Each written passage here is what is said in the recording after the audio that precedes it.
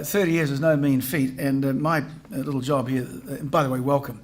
It's wonderful to have you in our home.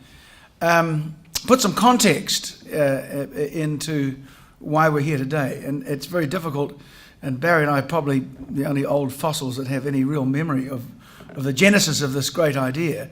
But at the time I was running a big chunk of Massport Industries out at Mount Wellington, and we'd had Rogernomics, and you know, you'd have to have lived to understand what it meant. One day they said, "You've got no more protection, you've got no more export subsidies," and we just invested, I don't know how many $1 million in robots to be competitive. We restructured the business to be competitive in a market where subsidies and import protection was the way we did business. And then there was no consultation period, there was no meetings and income output discussions. It just happened on a day. It was gone. We're over. And you know, I just moved 300 people from Hastings to Auckland. We'd taken over the Morrison's business, and I had to lay, I think, 600 people off. It was a great time to be in business. But at the same time, of course, the world had a major recession from the 1987 stock market crash, and New Zealand was broke. And we couldn't pay our bills, and the government said, "Well, we've just got to make do." And so out of that necessity came, well, what are we going to do? And the Manufacturers Federation and together with the Auckland Manufacturers Association said, well, let's try and encourage New Zealanders to use the good products that are being made here. And that was the sort of beginning of the Buy New Zealand Made campaign. And of course, being Rogernomics, there was no government help. There never has been. And what I think is really interesting, you go anywhere else in the world, you see the logos made in Australia, you can go to Europe, they've all got one.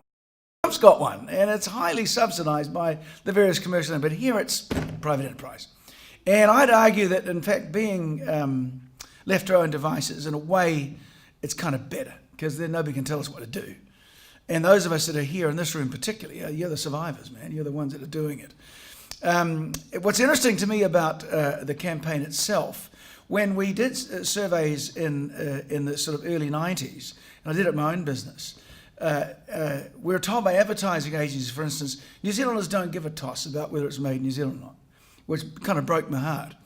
And in my view, that's actually changed somewhat. And I'll tell you how it's changed, because New Zealanders have gone overseas and talked to people who are buying our stuff. And they're being told, hey, I bought this stuff in New Zealand, it's great.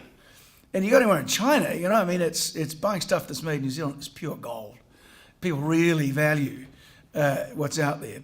So you're in a different world now. The fact is, if you're in business, you are competitive. If you're probably in business at all, you're match fit.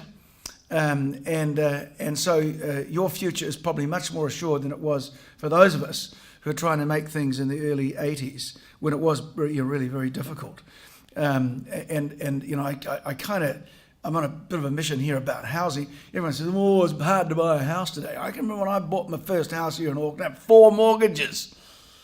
4 mortgages, can you believe that? We couldn't, it was tough. So it's always been difficult. And what I say is, when the going gets tough, the tough get going. And what I see here in this room is some people who are tough, and they're getting going. So congratulations on your 30th birthday. And congratulations on what you're doing, because you're using New Zealand's fine materials, and you're making it here, you're using our labour, and you're telling a story about the brand that really matters. And I'm really proud of the fact that here, 30 years later, the Buy New Zealand Made campaign is still alive and strong and growing. And that gives us all a great sense of belonging for the future. So thank you for coming to the EMA this evening. Congratulations to you and the team at the Buy New Zealand campaign, and let's celebrate in another 30 years. Then you'll probably see my avatar here, I suspect. So thank you very much, and with that, I'd like to introduce you to somebody who does need some introduction, but in his day, he was world famous here in New Zealand.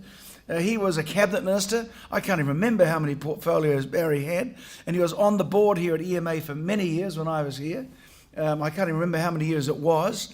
But a real stalwart of the MA effort. And Barry, it's great to see you back here. He looks younger than he ever has, and I suspect being out of politics is what's done it. So welcome back, and great to see you in such good shape. Please welcome Mr. Barry Brill.